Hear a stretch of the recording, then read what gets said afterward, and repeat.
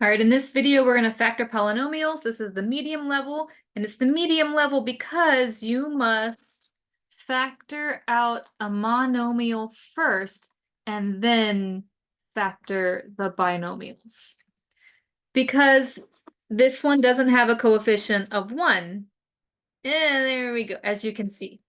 The coefficient, well, there's a coefficient of 1 here, but it's b to the third power. Like, what? So let's figure out how to do this. So you already know how to do this because we did it before in a previous lesson where you had to factor out a monomial. In that case, there were only like 2. You were doing reverse distribution. This case, there's 3, but it still applies. You can do it. So in this case, we have a 5, a 10, and 120. I already know that I can take out a 5 from each of these numbers by dividing that 5 out. So let's do that. Let's divide out a 5 from each of these numbers and put it on the outside and then put the rest of it in parentheses. So 5 divided by 5 cancels out. We just have r squared. 10 divided by 5 is going to be negative 2r, and then 120 divided by 5, that's going to be negative 24. And now I just realized that that parenthesis is like way off, so let's just move it in. There we go. And now I can do my normal factoring that if you saw the previous video, this is actually quite a challenge. Well, this one's okay. We have to figure out, and we can use the diamond method for it.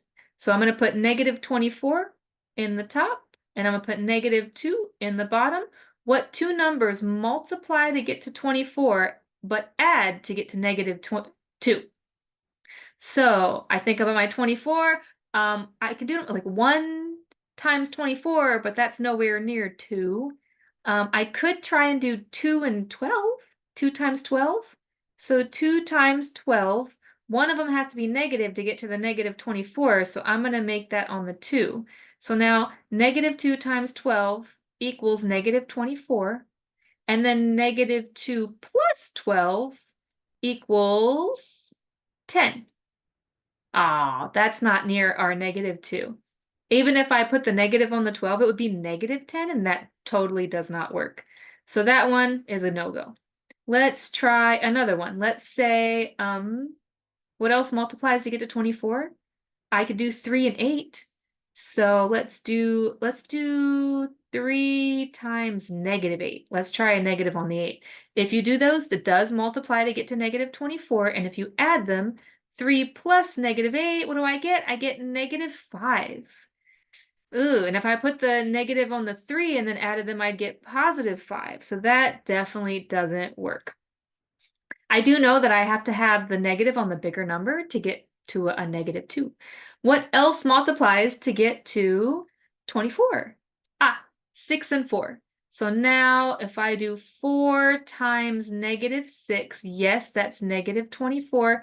And then if I do 4 plus negative 6, that does give me negative 2. I have finally found my answer. And now I can put, well, where can I squeeze this? So the final answer is going to have a 5 on the outside, and then it's going to have my numbers 4 and negative 6, which I forgot to write here, 4 and negative 6. So now I've got r plus 4 parentheses, and now r minus 6 parentheses. And that is the answer. If you wanted to, you could FOIL it out and multiply everything, but in this case, I'm just going to leave it alone. Okay, the next one, we have too many b's. I'm going to divide out a b because I need it to be b to the second power as the first one, and this last number is not allowed to have any b's. So now I've got b on the outside, and what's left on the inside? B to the third power divided by b takes that down to a 2. So now I've got b squared. B to the second power 1, so that takes me down to a 1. So now I've got minus 10 1b, and then I've got plus 16. And that is totally workable now. There is a coefficient of 1. I can do my regular foiling. So I'm going to do my diamond method. I've got 16 that I need to multiply to, and then I have negative 10 that I need to add to. So what two numbers multiply to get to 16? 16 is 4 times 4. Let's try that one. 4 times 4. Well, I need to get to a negative 10, so they're actually both negative. And then if I add negative 4 plus negative 4, I get negative 8. That is not negative 10. What else multiplies to get to 16? What about 2 times 8? Yeah. So if I did negative 2 times negative 8, that does give me positive 16. And then if I do negative 2 plus negative 8, that gives me negative 10. I have figured out my two numbers. It is negative 2 and negative 8. And now I can write my answer as, don't forget that b on the outside that we took out in the beginning. So then it's b minus 2 and b minus 8. All right, last one. We're not only going to take out a number and a letter, we're going to take out both. There's too many a's and there's a 3. So I'm going to divide together both of them. 3a, 3a, and 3a. So now that will cancel out. That'll go down to 2. That will go to 11. This will cancel out complete. Oh, wait, there was a squared on that. Ah, sorry. There we go.